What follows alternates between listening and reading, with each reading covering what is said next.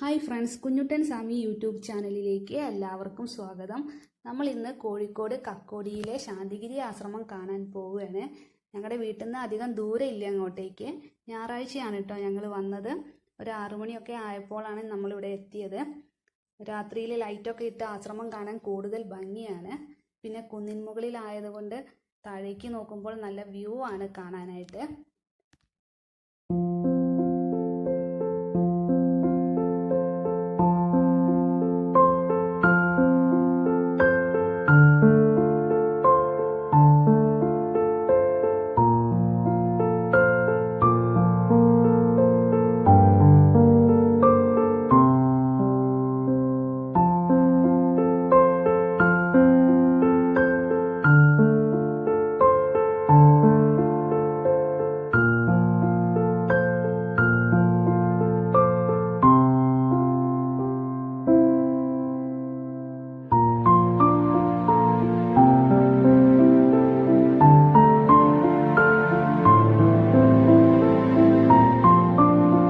ആശ്രമത്തിന് താഴെ ഒരു കടയുണ്ട്.